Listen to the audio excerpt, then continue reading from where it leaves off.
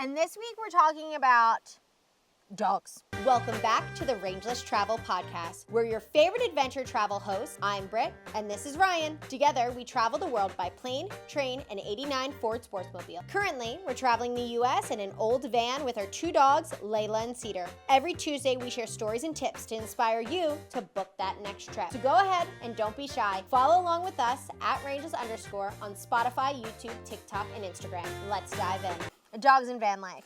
So it's for anyone who either has a van and is thinking about getting a 4-legged bestie to join on their adventures with them, or someone who has a dog and they're thinking about getting into van life and what that's going to look like transitioning over. Right. So there's a lot of pros and there's a lot of cons. Yeah. I think we start with the good things first, because I think that having a dog in a van is honestly like best life ever for most dogs.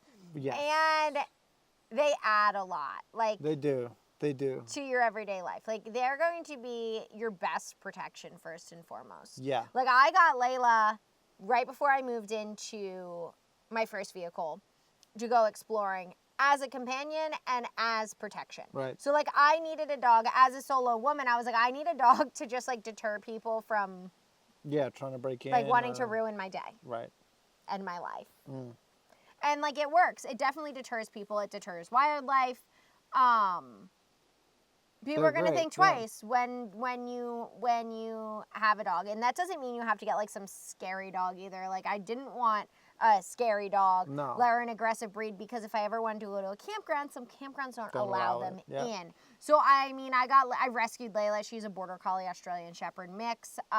I looked for a dog that was a herding dog, so that she'd be really good off leash. Herders tend to be good off leash because they were bred that way. So I would recommend that kind of a dog for van life. Right. Yeah. And she's great. She does exactly that. She protects the van, even though she's blind now. But she sounds scary if someone trying to break in. Yeah, and at night they're also like a really good alarm system. Right. So if we're sleeping or just not paying attention and hanging out, like, and someone or an animal is creeping around, they're both going to be barking. Mm-hmm. They're gonna alert you. Yeah. So, and with that being said, like, you have to work to train them.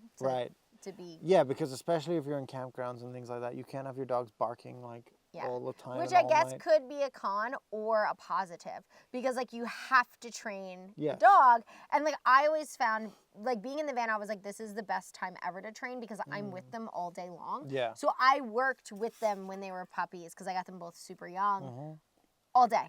All day was training, and what I was told going into it was like 15 minutes of play, 15 minutes of training, 15 minutes of play. So I did that rotation with them like 4 or 5 times a day. That's good. Yeah, so like they're still stinkers, but they're really good They're dogs. well-behaved dogs. They're really well-behaved dogs. I trained like very van-specific things with them. Yeah. And I think they're great for protection. Also, they're great for companionship. Yeah. Because, like, what's better than just, like, hanging out all day at, like, a beautiful camp spot with your dog? Yeah.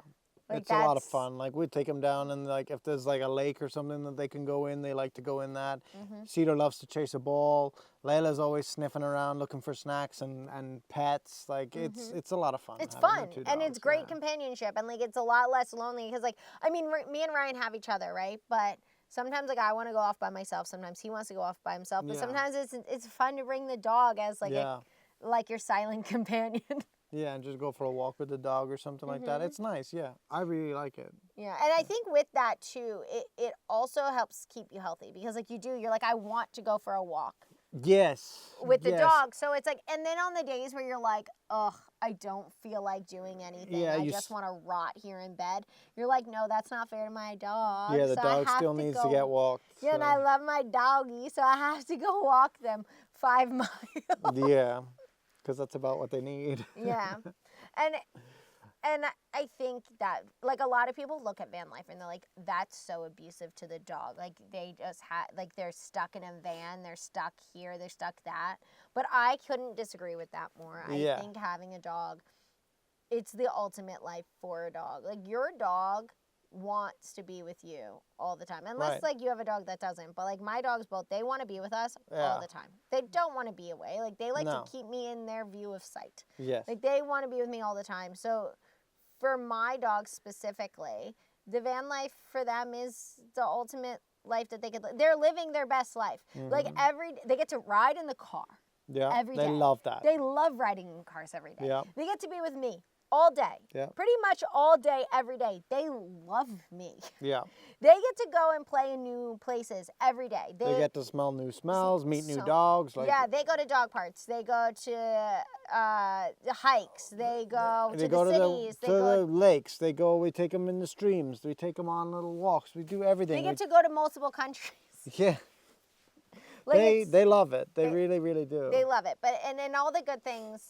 Is there what's been your experience? Because Ryan was kind of brought into our world, right? Yeah, so you had the dogs for years before I came into the picture. my dogs are older. My dogs are 9 and 10. So it was me and my dogs for years, and I had the van for years. So the three, me, Layla, and Cedar, have done this all together, and then we kind of brought Ryan into our pack. Yeah. What's been your experience as because you grew up with dogs, but not as an adult, they were family dogs. So what's been your experience coming into dog van life? I mean, I like it. I typically feed them most nights. I will take them out for their fair share of walks.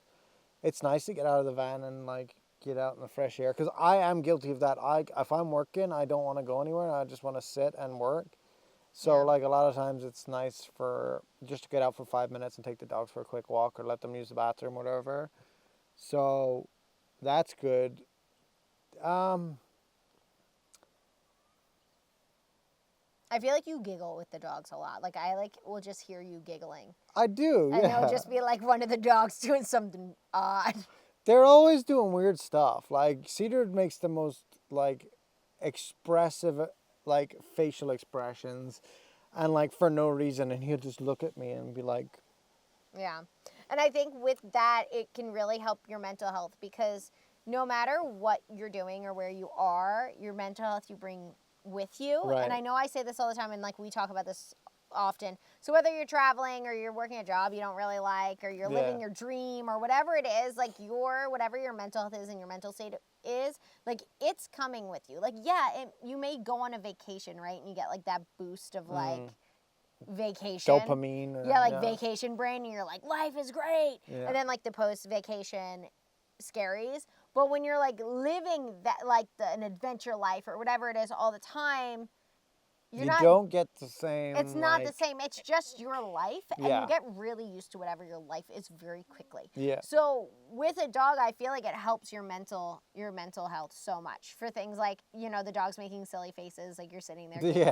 Yeah. It forces you to get up and be active and take them on walks, and it gives you a purpose to take care of them. Yeah, you have to look after them. So it gives you something to do too. I have to make sure they're fed. I have to make sure they can go to the bathroom. I have to make sure they're not too hot, not too cold, are getting adequately exercised and mentally stimulated and things like that. Yeah. Yeah. And with them, I mean, these are so many positives, but also there are cons. It's gonna be harder. You're temperature, right, and making sure active. All those things. It definitely makes it more difficult. Yes. It does. You have to think a lot more about what you're doing. Yeah, so there's a lot of restrictions when you're living in a van with a dog that you have to take into consideration. Now, dogs aren't welcome to everywhere. No. So, most of the national parks are not dog friendly. So you think you're going to go to all these national parks, and then you get there and you're like, oh, I can't bring the dog in. I can't bring the dog in. What am I going to do with them? Yeah. And if the temperature is not just perfect, right. Our rule of thumb is anything over 80. Yeah, we can't. We can't. So what we've done is we have a temperature sensor in the van that connects to the internet that I can get from my phone, and it will alert me if it gets close to 80. Yeah. And that way we know we need to get back to the van. So say, even not even as something as grand as a national park. Say you're just going getting groceries. Yeah, because that's the thing. So sometimes we both go in. If it's a quick thing, and we haven't been there. Or sometimes or we need to both use the toilet or something. Yeah. So you run into or shower at a Planet Fitness exactly. or whatever it is. Yeah, we both go in. Sometimes. But a car can go from hot to dangerous in within 10 minutes. So that's something we look for, and we'll travel with the weather because of that. Yes. So we try to stay under 80 degrees. Yes. Or if it's above 80, we'll make plans around it and be yeah, we're not going to go there today because right. it's going to be it's going to be like 86. Yeah. We recently did that because there was a hike we really wanted to do in the Enchantment Mountains in Washington. And it's not a dog-friendly trail to this beautiful alpine lake. And to be quite honest, Layla wouldn't have been able to physically do it anyway. So, like, she wouldn't have been able to come. So we were like, okay, well, what are we going to do? Because we still want to do this hike. So we checked out the weather, and, like, one of the days was supposed to be, like, 72 or something like that was the high. And we have a pop top in our van. So when we pop that top, it is the same temperature or cooler in the van. It's cooler in the van than outside when we pop the top. Yeah, typically. If there's a breeze. Because all of the vents on the top are in the shade because the top covers it. So for the most of the day, there's no sunlight going in and heating up the inside of the van. So it's actually like being in the shade outside. Yeah, and then we'll also put all of our Reflectix up in all the windows. Yeah, so all the thermal insulation is on the window so it doesn't heat up through like the windshield or anything like that. And then we also make sure they have plenty of water. Plenty of water, yeah. And we also take them out before we leave so that they have used the bathroom and there's all of that. So then we plan not to be gone for too long. Yeah, so we picked a day that was going to be like the coolest day that we were going to be there. That was going to be a safe temperature for them. We got up super early. We got up at like 6 in the morning ready to go because we wanted to be back with the hottest part of the day. Yeah. And we were able to do that, get back, and they were fine.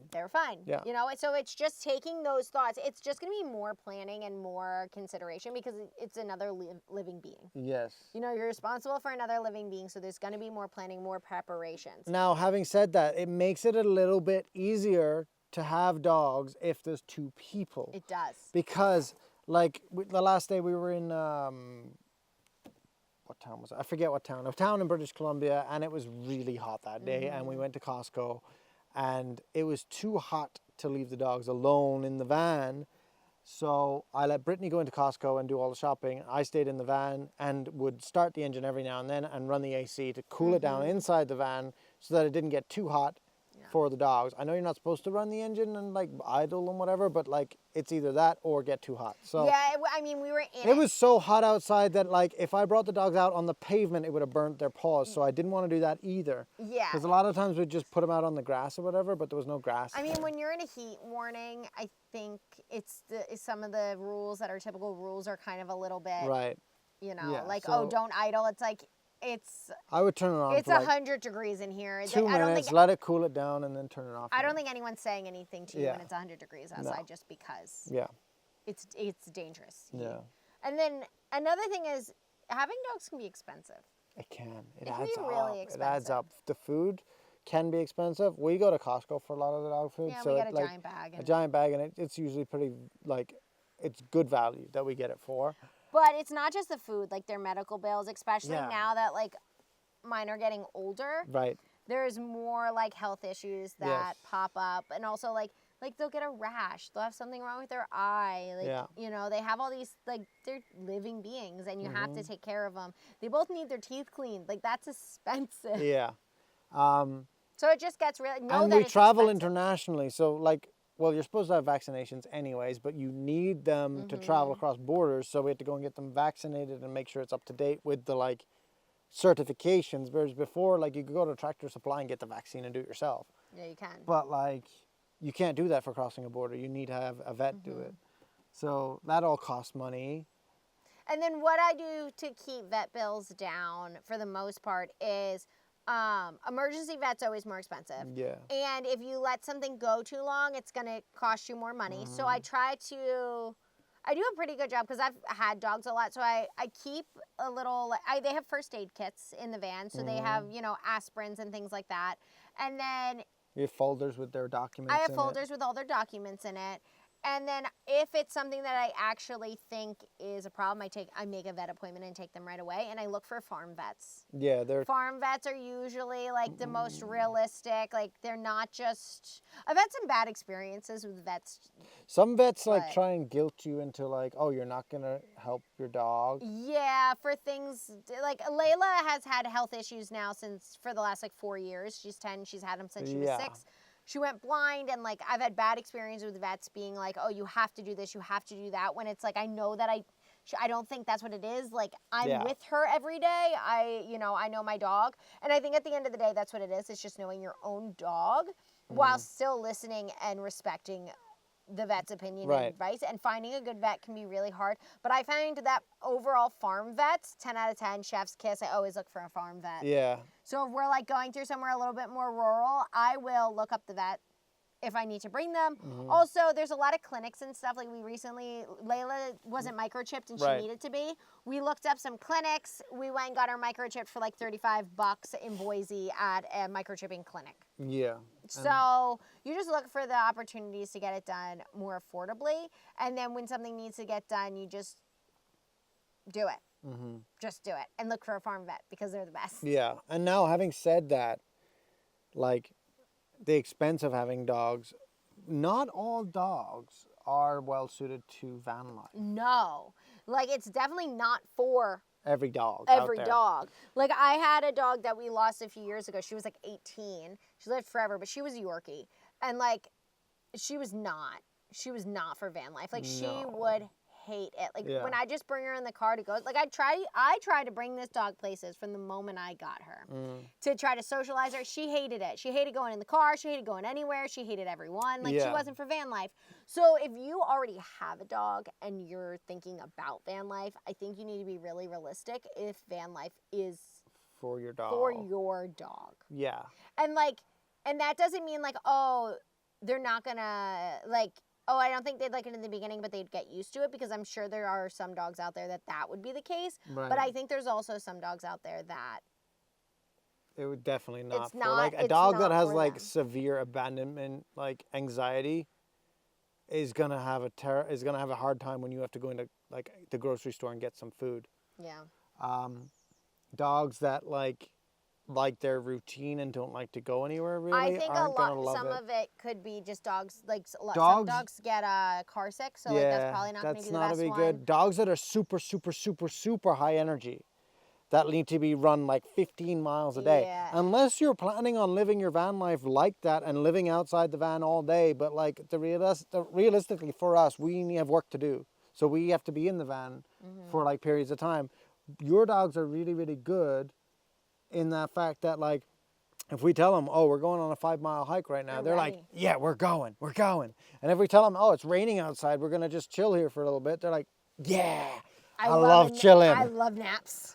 I love naps. They're like, they're good for everything. They like to, but I did a lot of time looking for the right dogs. And I think that's the thing too, is if you don't have a dog yet, but you're living van life, it's don't rush into just getting the first dog that you see on an ad that's like they need a home now, you know, because it's really tempting to like be like, I can go save that dog, right? Yeah. But like, make sure it's the right dog for you. Like age doesn't necessarily matter of the dog. No. Breed can matter for the dog, but not really. You don't want them to be too aggressive either, whether with people or with other dogs. Yeah, reactive. Like, you don't because Cedar has a little bit of an issue with like leash reactive. But I've been working on it, and he's getting better.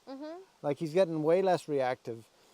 It's more when she's on the leash, because he's like trying to like protect his food source, kind of thing in his head. And I think if you do have a dog that's reactive, it's pinning why, like in dog language, not in human language. Right. It's understanding how your dog's thinking. Yeah, so he has like a little bit of PTSD from one time he got attacked at a dog park when he was a pup.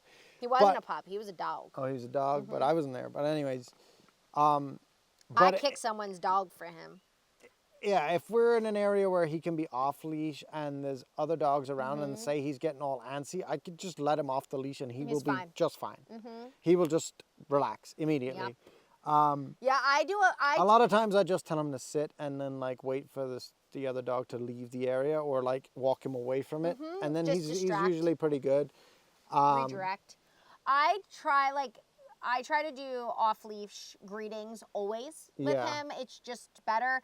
And then talk to like the people around you if you're doing something like that, like the other dog owners and stuff. Like, talk to them. Like, recently we pulled up to a campsite, and like wonderful human comes up and she's like, my dog can be a little reactive sometimes. Like, do you guys have dogs? Can we do like an off leash greeting, like not in like my little campsite, like over? And I'm like, absolutely. Like, the dog's a little territorial, and the dog's a little protective, the dog's a little reactive. And then they had fun and played for like 20 minutes, and then they both just like went to bed. And that was the best thing that we could have done. Like, that was really smart of her to know her dog and to know what to do in that situation. Absolutely. She handled it so well, and then allowed us to be like, this is what we're comfortable doing with. And then we've had other people that don't. And like, we were down in New Mexico at a campsite, and we had our dogs on leash. We were walking them around the campsite, doing a walk. And the rule was dogs on leash at all times in the campground. But there was people in the campsite next to us that had their dogs off leash all the time. And we were walking back to our van, and we were like, oh, your dog's friendly. And they were like, oh, no. And they went up to go and get their dogs. But like, why are your dogs off leash if they're not friendly? Well, first of all, they shouldn't be off leash anyways, but especially if they're not dog friendly. Yeah. And I was like, oh, like, you know, if our dogs are going to be neighbors, like, is it okay if, you know, they get to greet each other? Because I was like, he's going to go, like, he just wants to greet them, and then he's done. Yeah, and then he's done. He doesn't care anymore, but he wants to go, like, greet them. So I'm like, oh, is it okay if they greet each other, especially because their dogs were off leash? And they were like, no. Yeah.